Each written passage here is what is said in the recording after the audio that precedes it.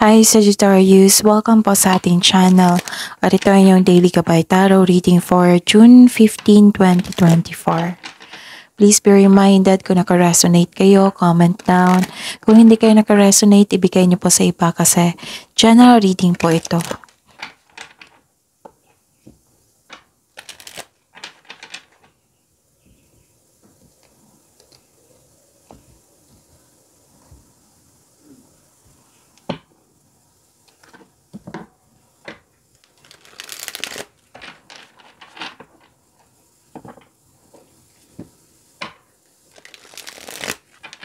Gamitin ang reading na ito bilang gabay lamang. Please like, subscribe, and click bell button for notification para updated po kayo sa daily tarot reading natin. Maraming salamat po.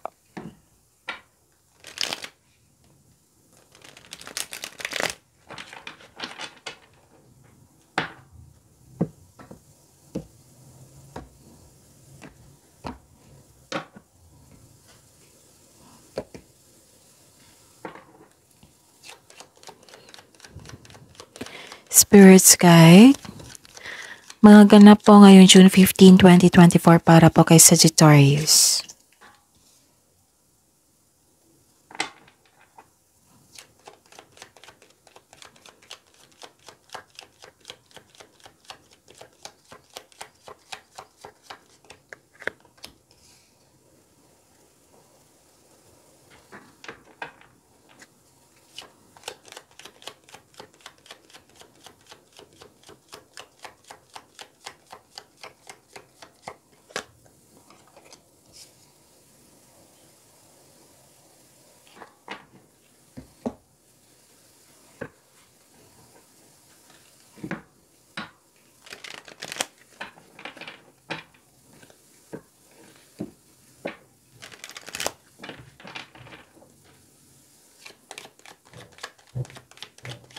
Spirits Guide, mga mensahe po para kay Sagittarius.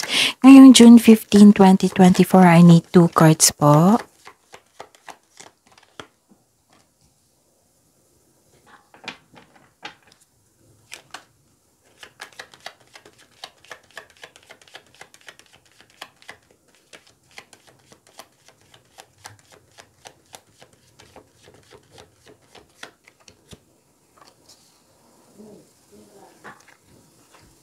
Okay.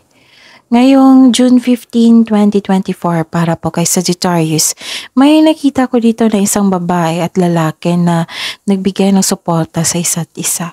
Nag-uusap po dito regarding sa business, pera, sa kaperahan, career, yung kumukuha kayo ng lakas. Kumukuha kayo ng lakas, kumukuha kayo ng idea, kumukuha kayo ng payo, at yun, parang nagkakamustahan kayo dito. Pwede din na lumapit ka sa kanya, sa kanila, na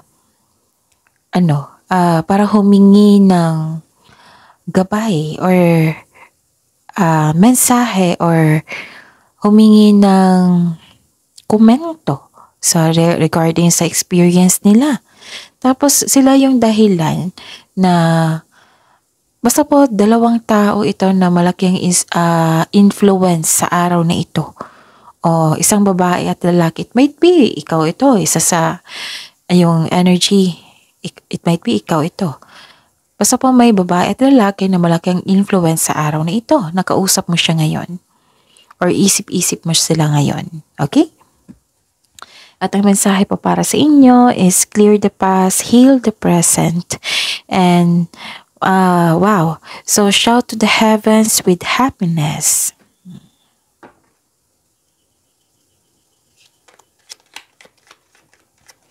Spirits Guide, ano bang energy ni Sagittarius ngayong June 15, 2024?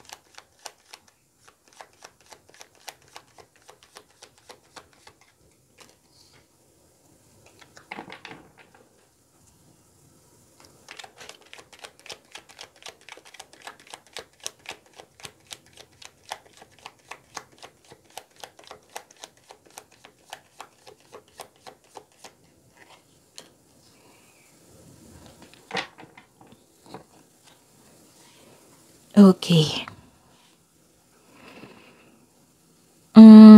Paalala lang po, please be reminded Sagittarius na panoorin niyo po yung June 11, 12, 13, 14. Kung may naulit po dito, meaning to say, kailangan niyo ng atensyon, solusyon, action. It might be na solusyon ito sa inyong problema. It might be kasagutan ito sa inyong mga tanong. Oo, kailangan yung bigyan ng aksyon yan para may ganap na pagbabago. Magkaroon kayo ng learnings. It might be na humingi kayo ng guidance sa universe at hindi kayo nakakonect sa inyong intuition. It might be nakakonect kayo sa inyong intuition pero busy kayo, hindi kayo nakinig. Yun, pinadaan dito sa inyong cards. Okay? So, yun yung ibig sabihin niyan kung may repeating message. And, sa mga suki ko dito, nais ko ipaalam sa inyo, Sagittarius, na open po yung June 2024 monthly Kabay Tarot reading nyo po for June 15, 2024. So, check nyo, PM nyo po ako for schedule. At sa mga bago dito na gusto magpa-personal reading, Sagittarius, andito po sa baba ng video nyo yung link na yan para ma-message nyo po ako for inquiry and for booking. Tingnan ko muna kasi masyadong maliwanag yung sikat ng araw. Okay. May nakikita ko ditong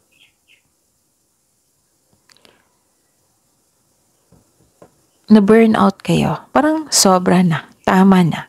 Ganon, Sagittarius. Nagkaroon din ng lack of self-confidence dito. Mas nangingibabaw yung nararamdaman mong takot. Like, mas nangingibabaw yung takot mo of taking your work to the next level. Ganun. Nagkaroon din ng lack of self-confidence dito. And ang sabi po ng card nyo dito na it's time to step out from your comfort zone.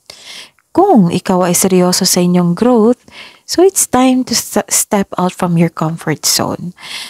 Kasi, okay, so this is the clarification of your cards here na may kausap kayo humihingi kayo ng power. Humihingi kayo ng parang para ma-motivate kayo, ganun. Tapos may problema din dito sa pera, yung nawalan kayo ng gana sa inyong mga gawain dyan. May aalok na tulong dito pero ayaw niyong tanggapin. Hindi mo tinanggap tapos feeling burned out ka kasi maraming ginagawa. Ganun. So this card tells you, take a break. Taking a break, it won't hurt your career. Allow yourself na mag-rest para ma-re-energize ka at ganado ka na magtrabaho sa pagbalik mo. Don't push yourself so hard.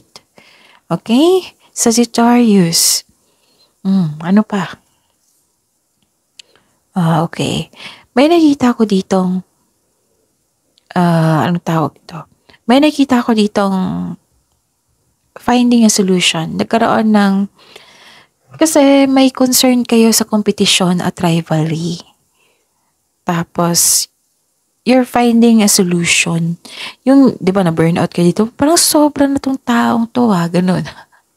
Or pwede din na nagkaroon ka ng, yung china-challenge mo yung sarili mo. You're finding a solution now. You're finding a solution now na, kasi may nakita ko ditong toxic na tao. May taong maraming masakit na sinasabi sa'yo. May away po naganap. Ang sabi dito, hanggat maaga, put boundaries. Iwasan mo itong taong ito kasi nakakaubos ito ng energy. Pansin nyo ba, pag galit kayo, after nyan, parang nangihina kayo. Kasi nakakaubos talaga ng energy yan. Hindi lang sa pag-overthink, nakakaubos talaga ng energy yung mga ganyan. Pwede ding energy vampire yan. Parang hinihigop yung lakas mo. So yun, put boundaries po. Ang sabi po dito. Spirit's Guide, Career and Money po ni Sagittarius ngayong June 15, 2024.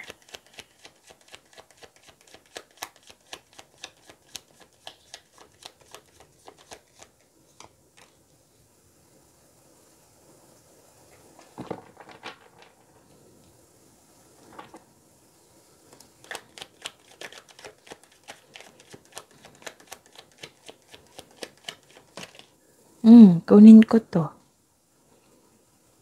Ito lang. Ah, okay. Ang ganda.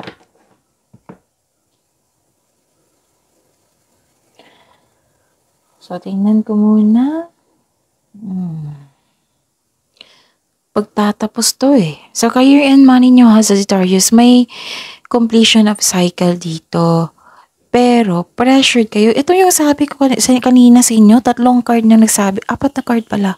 4 na card na yung po nagsabi dito na pinapressure mo yung sarili mo. Sabi ko kanina na sa inyo na huwag niyong pahirapan yung sarili nyo. Exhausted ka dito eh. Yung sobra na. Ganon, sobra na. Okay?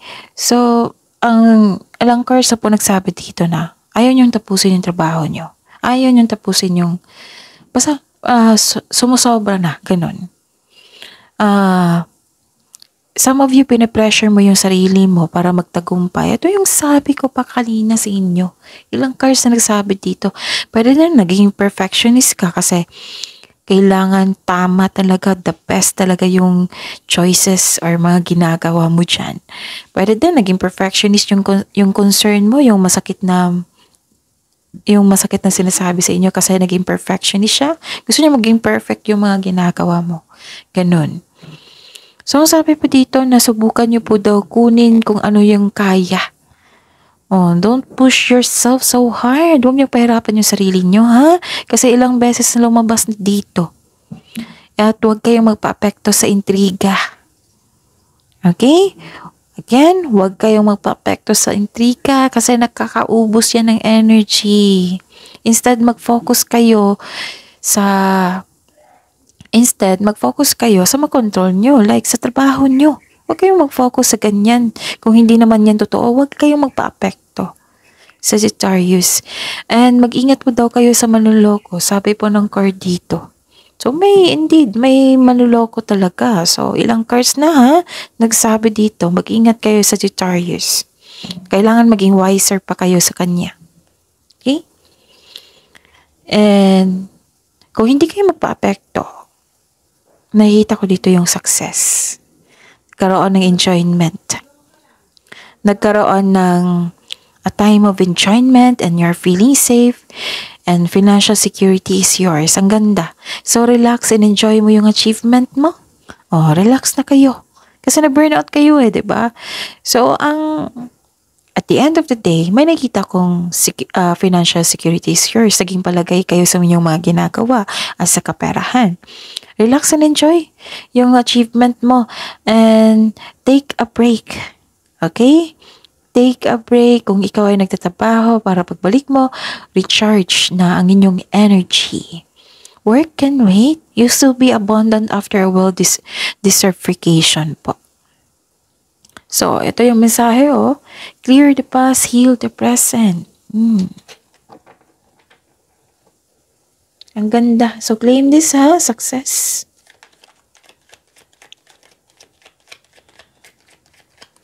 Spirit's Guide, Love Life, Self-Love, Partnership, and Romance ni Sagittarius ngayong June 15, 2024.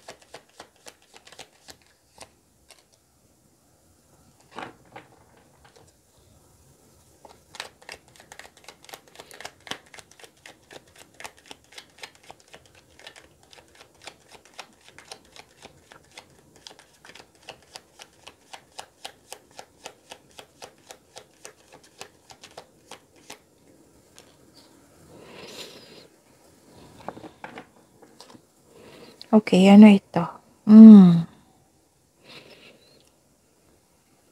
May celebration pero ayaw niyong i-celebrate.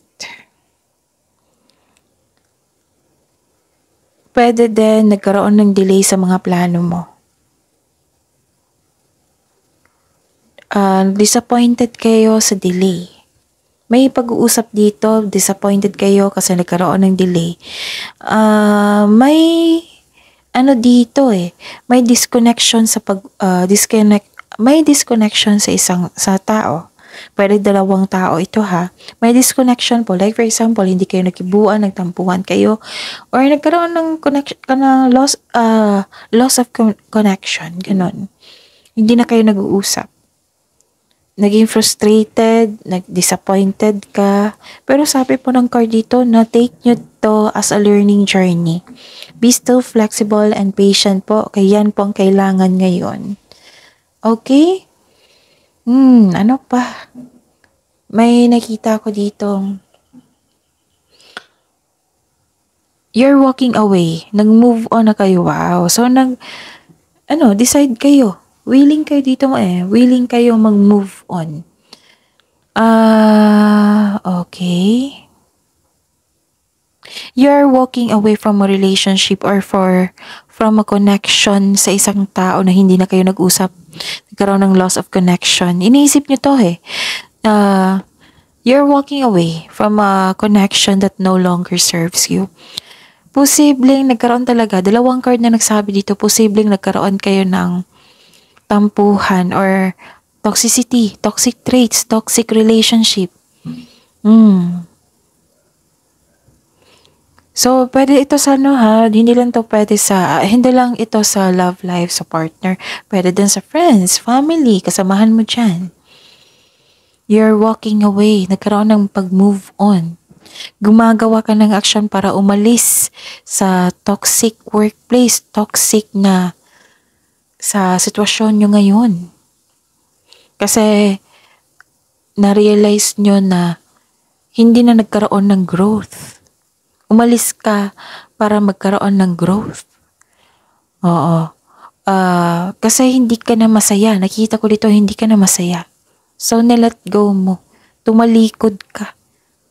At nag-move forward. Parang nagbiyahe kayo, no? Parang may iniwan kayo dito tapos bumiyahe kayo para iwan yung sitwasyon. Kasi hindi ka na natutuwa, hindi ka na masaya. So, sabi po ng card dito, wag niyo po daw hayaan na makulong kayo sa kalungkutan.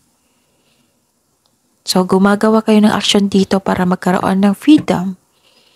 This is movement transition, paglilipat. Movement, ginagawa mo na ng action kasi yung sobra na, ganun. Ilang beses na lumabas dito, right? Yung sobra na, tama na, ganun. Pagod na ako, kahit anong gagawin ko, ganun pa rin. Ayaw matuto, ayaw makinig. Ganun pa rin, hindi nakipag-cooperate. So, you're decided dito. Ilang beses na lumabas dito na nagkaroon na ng willingness to move on. Okay? So, ganyan talaga, Sagittarius. And please know not everybody na magugustuhan talaga tayo, magugustuhan ang decision natin. May mag-oppose talaga niyan, may mag-object talaga niyan. Yung tuto sa ating decision. And, wow, so this is success and moving on. Ang sabi po dito, this is the clarification of your card na clear the past, Sagittarius, clear the past and heal the present.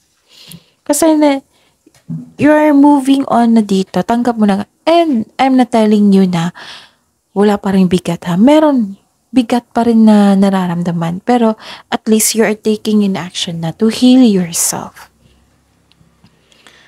Okay? Magiging happy kayo. Okay? Magiging happy kayo. Don't worry.